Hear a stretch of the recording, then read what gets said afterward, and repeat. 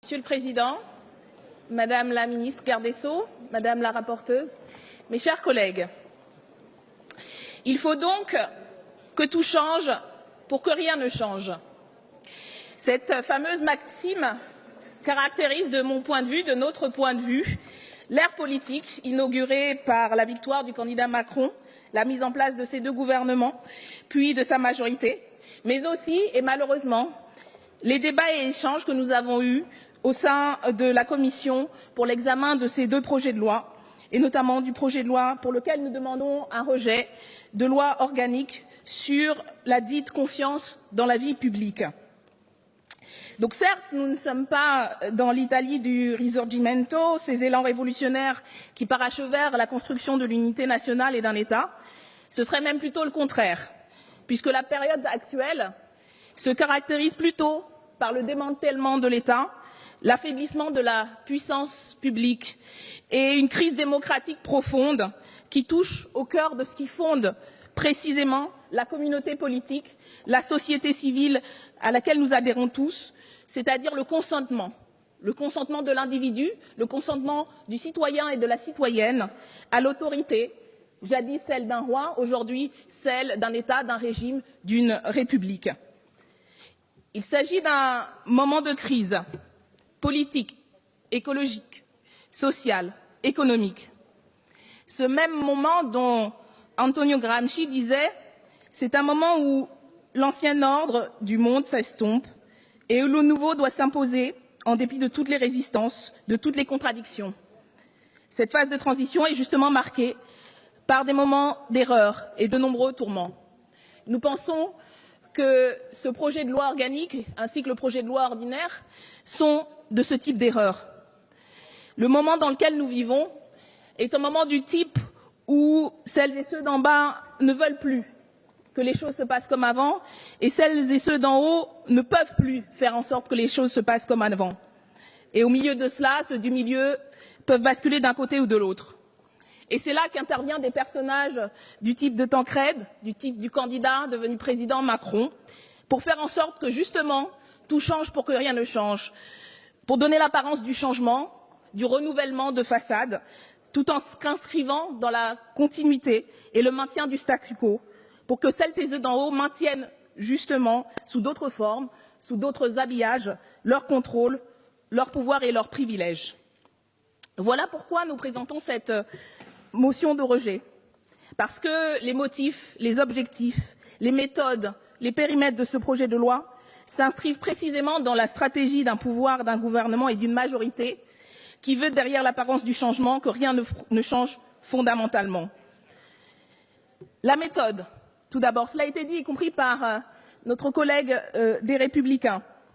Le décalage qu'il y a entre les effets d'annonce, ce qu'a exposé au tout début de cette discussion Madame la Garde des Sceaux, sur le fait de faire cet examen et ces débats en procédure accélérée, je vous le rappelle, très chers collègues, les annonces pendant la campagne et après du président, pour faire de ce projet un symbole fort de son mandat, le signal donné aux citoyens et aux citoyennes d'un véritable renouvellement, d'un véritable changement de manière. Et pourtant, nous faisons ce débat, nous avons ces discussions dans une procédure accélérée. Nous l'avons vu au cours des débats au sein de la Commission, 17 heures, énormément d'amendements, sans qu'il n'y ait, de la part notamment des députés de la majorité, le moindre véritable débat ou volonté d'avancer, malgré les nombreux amendements qui, pour la grande majorité, ont été déposés par des groupes minoritaires, sans qu'il y ait la moindre volonté d'aller au-delà de votes quasi bloqués par une majorité aux ordres de l'exécutif, qui a donc systématiquement rejeté tous les amendements visant à enrichir le texte, y compris ceux du Sénat, qui n'est pas, aux dernières nouvelles, une officine d'ultra-gauchistes, plutôt de tendance conservatrice, mais qui quand même s'était saisi de cette opportunité pour enrichir, élargir, comme d'ailleurs le lui avait enjoint et nous avait enjoint le précédent garde des Sceaux, François Bayrou, en appelant le Parlement à enrichir le texte. Cette méthode montre, derrière justement les effets d'annonce, la contradiction qu'il y a dans le discours présidentiel qui, en vérité, ne souhaite pas fondamentalement renouer la confiance, mais plutôt donner des gages pour rassurer et faire en sorte que les citoyens et les citoyennes s'endorment à nouveau en prétextant qu'on a ici et là ripolliné un peu la façade sans changer le fond. C'est un exercice de communication, comme le président et son gouvernement nous y habituent depuis le début de leur mandat, et qui doit simplement servir à donner une meilleure allure, une meilleure image en cas, et on les voit dans les derniers revirements communicationnels, en cas de mauvaise publicité.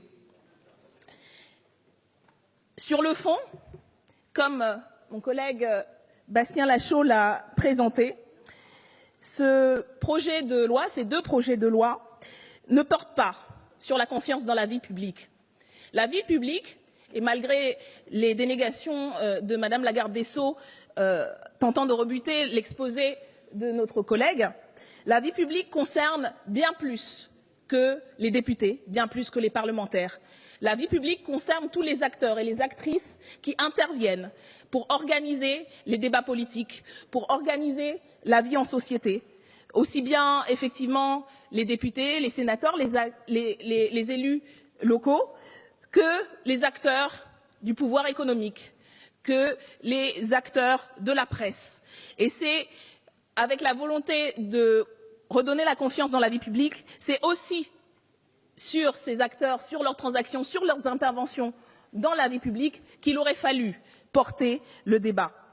L'exécutif a choisi systématiquement de retoquer les amendements présentés par le Sénat ou présentés par les groupes de la minorité, comme je le disais, qui visaient justement à répondre à la volonté initiale du texte, y compris tel que le texte a été renommé sur la vie publique. Ça a été le cas et ça a été dit.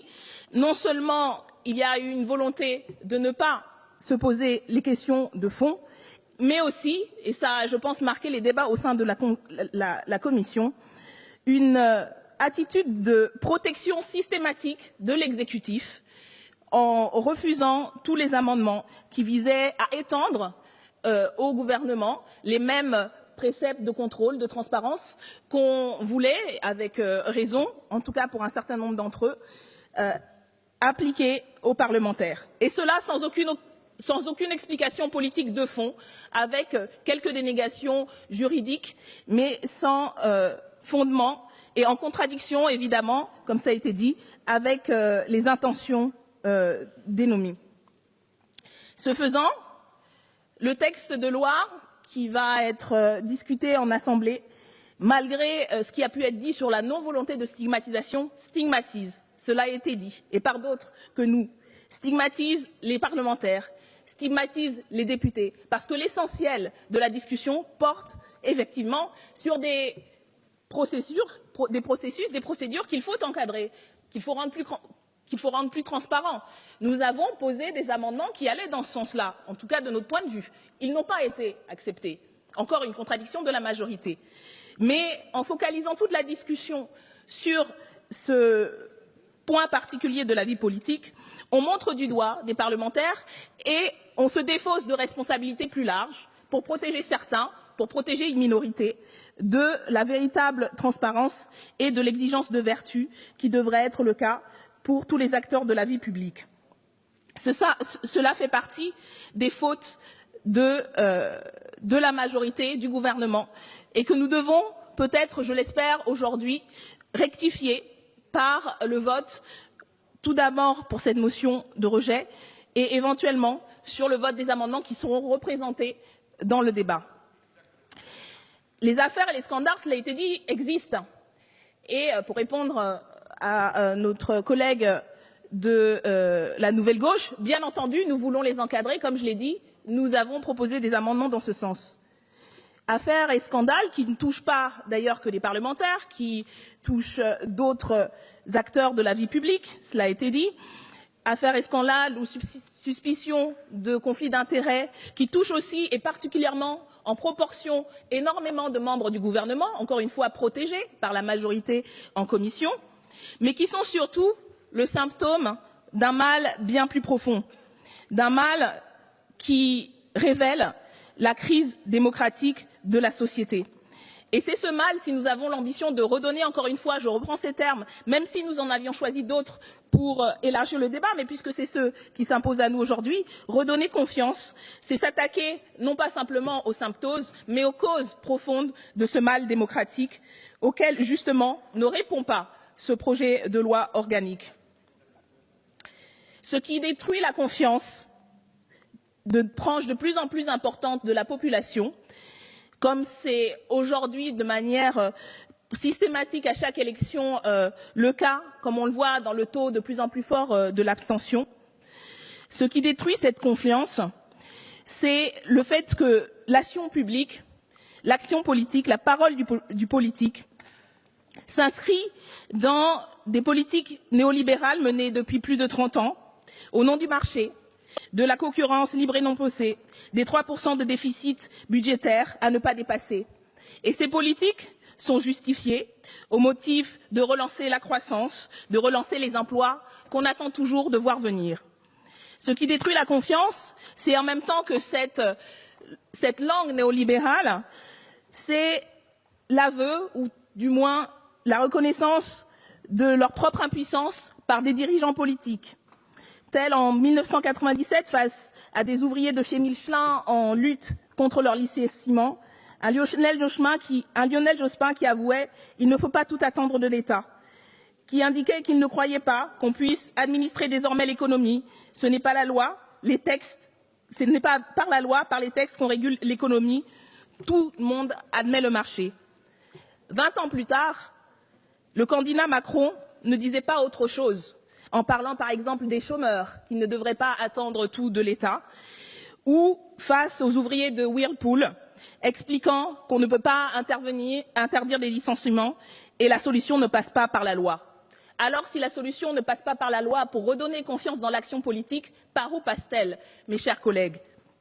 Telle est la question. Voilà pourquoi ce projet de loi, qui ne s'attaque pas à ce qu'indiquait notre collègue jusqu'à présent, l'argent roi, la finance dérégulée, qui ne s'attache pas à assainir les relations pour traquer, en même temps que les corrompus, les corrupteurs, ne va pas redonner la confiance dans la vie publique. Parce qu'il accompagne ce projet néolibéral, comme je l'ai dit, parce qu'il ne remet pas en cause fondamentalement ce qui fait le mal démocratique au sein du pays. Nous pourrions, par contre, entamer un véritable travail de refonte démocratique. Nous le proposons et nous l'avons proposé à travers une série d'amendements qui, là aussi, ont été rejetés sans véritable discussion. Mon collègue l'a dit, je voudrais revenir sur un élément. Parce que, justement, la confiance, Madame la garde des Sceaux l'a dit, ça ne se décrète pas, ça se construit.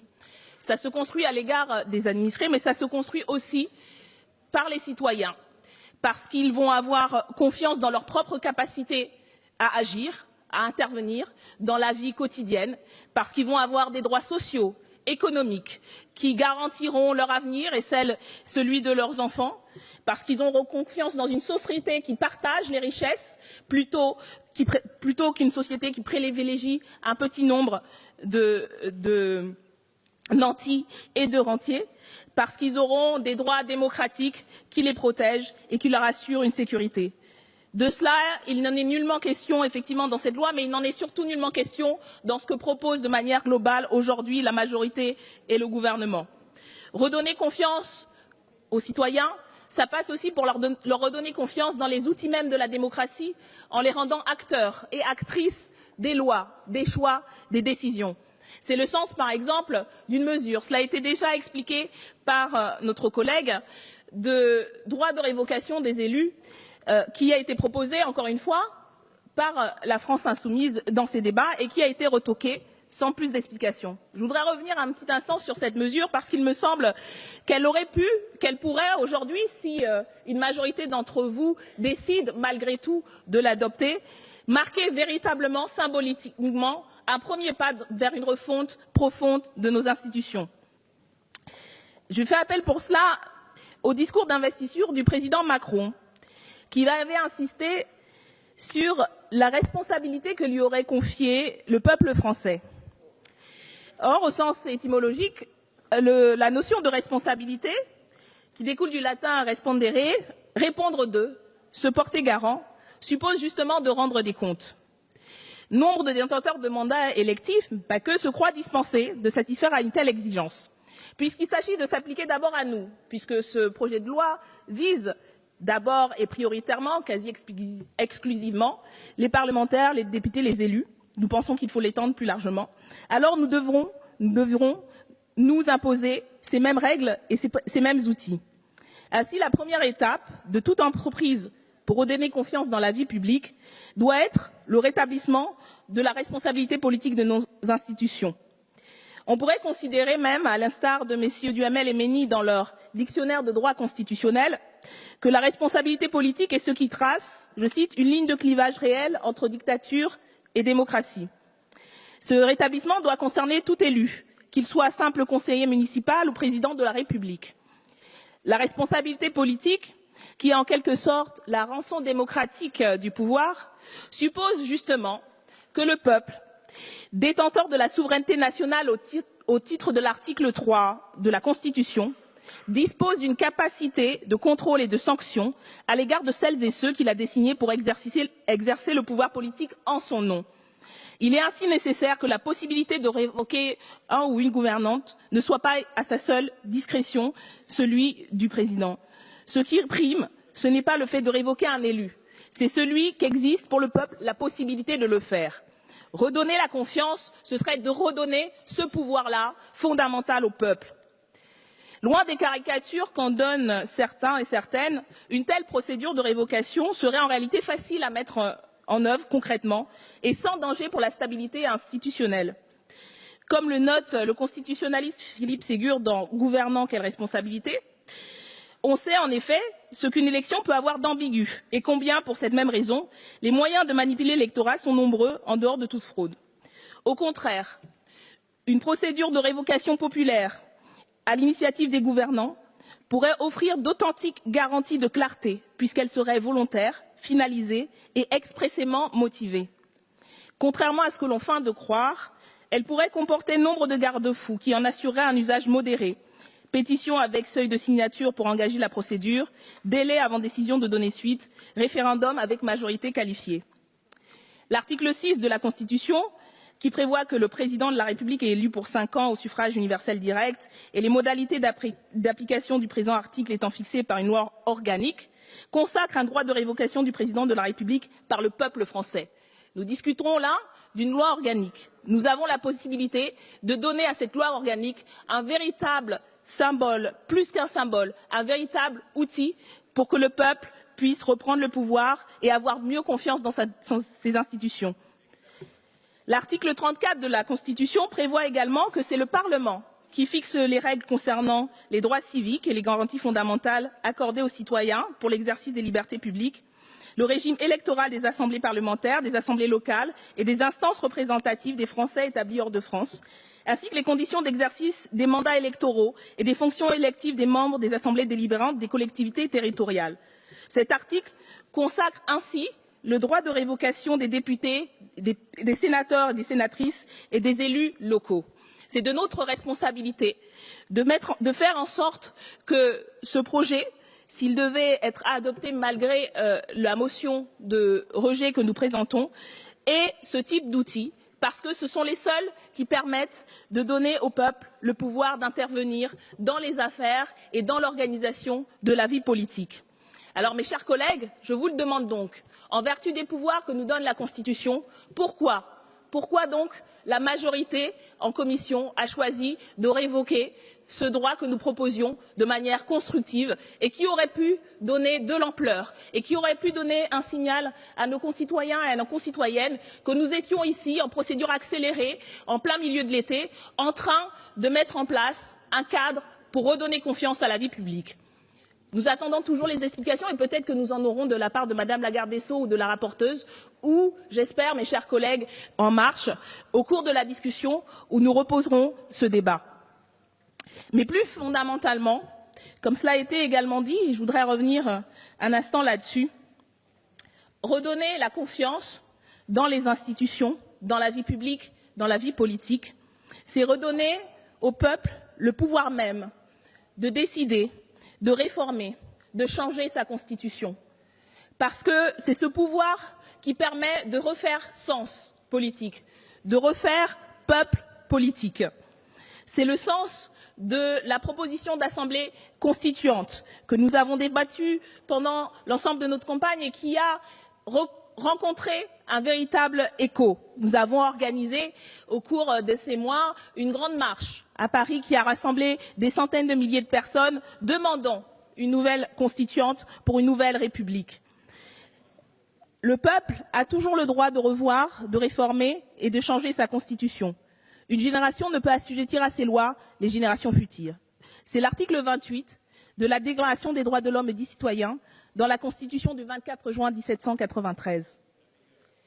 Un système institutionnel à bout de souffle, un peuple qui se retire du champ politique, la crise démocratique est là, comme je l'ai dit, et comme je pense tous et toutes ici le reconnaîtront. Il faut donc changer ce système. La démocratie ne consiste pas simplement à glisser un bulletin dans l'urne une fois tous les 5 ans. Elle suppose une implication citoyenne permanente dans la vie politique, dans la vie publique. Or, la Ve République organise justement l'exclusion du peuple de la décision. Pour sortir de la crise civique et démocratique, il faut avant tout appeler l'ensemble des citoyens et des citoyennes à s'impliquer personnellement dans la réécriture collective du pacte qui fonde notre peuple et notre République. Et pour faire cette refondation républicaine, il faut donc convoquer une assemblée constituante dont le seul mandat serait l'élaboration d'une nouvelle constitution. Une assemblée constituante est une assemblée dont les membres sont désignés pour rédiger et adopter une nouvelle constitution. L'ambition est de se donner un texte fondamental qui s'inscrit dans une filiation historique. Cette méthode a des précédents, effectivement, dans l'histoire de France. La première République via la Convention, la deuxième et la quatrième, sont issus de travaux d'une telle assemblée. D'une certaine manière, c'est aussi le cas de la troisième, c'est l'Assemblée nationale qui a adopté les lois constitutionnelles de 1875. On peut encore citer, de mémoire plus récente et dans d'autres pays, l'Assemblée constituante islandaise de 2011 ou l'Assemblée constituante tunisienne, élue la même année à la suite des printemps arabes. Dans tous les cas, la finalité est identique. Appeler chaque citoyen et citoyenne à s'engager personnellement dans l'élaboration du contrat qui unit le peuple et la nation. Voilà donc un objectif que nous aurions pu nous donner à l'occasion de ces débats en procédure accélérée, en procédure exceptionnelle, parce qu'effectivement, la situation est exceptionnellement grave pour notre démocratie et je pense que tous et toutes ici en avons conscience. L'Assemblée, ici rassemblée, aurait pu et pourrait appeler au lancement d'une assemblée constituante, appeler à des débats pour que les citoyens et les citoyennes reprennent corps avec les institutions, élaborent eux-mêmes les modalités de vie en société, puissent déterminer elles et eux-mêmes quelles sont les règles fondamentales et comment s'organiserait une 6e République avec des institutions et des élus révocables, avec des citoyens qui aient des droits pas simplement dans la cité, mais aussi dans l'entreprise, avec tout un ensemble de droits fondamentaux qui pourraient être inscrits dans la Constitution, comme la règle verte ou le droit à l'IVG. Redonner confiance au peuple, c'est lui redonner la parole, c'est lui redonner le pouvoir. Alors nous sommes ici rassemblés en procédure exceptionnelle, je l'ai dit, je le répète, en plein été, mais il y a des précédents historiques aussi à ce type de rassemblement. Nous sommes à une semaine du 4 août. Le 4 août, c'est au moment de la Révolution, la fin des privilèges. La fin des privilèges d'une minorité sur la majorité. La fin des privilèges, c'est ce que nous pouvons décréter si nous avons le courage de lancer ce travail fondamental qui serait de revoir de fond en comble le fonctionnement de la vie publique, le fonctionnement de la vie démocratique de notre pays, par l'Assemblée constituante. Le Parlement, l'Assemblée, en a les moyens, en a les pouvoirs, en a la responsabilité si nous voulons vraiment de redonner confiance. À la France insoumise, nous croyons fondamentalement que quel que soit le problème, la solution, c'est le peuple. Nous pensons que vous pouvez y croire aussi. Nous voulons vous en convaincre. C'est pour cela que nous présentons cette motion de rejet de la loi organique et précédemment le rejet de la loi ordinaire, parce que nous pensons que nous avons la responsabilité d'aller au-delà de quelques mesurettes qui sont bien en deçà de la crise actuelle. Quel que soit le problème, la solution, c'est le peuple. Alors c'est pour cela qu'au nom du groupe de la France Insoumise, je vous appelle à rejeter ce projet de loi organique et à travailler ensemble, de concert, au seul chantier qui réponde vraiment aux exigences de la période, celui de rendre le pouvoir au peuple, celui d'une constituante pour une 6e République sociale, démocratique, écologique. Merci. Merci Madame Obono.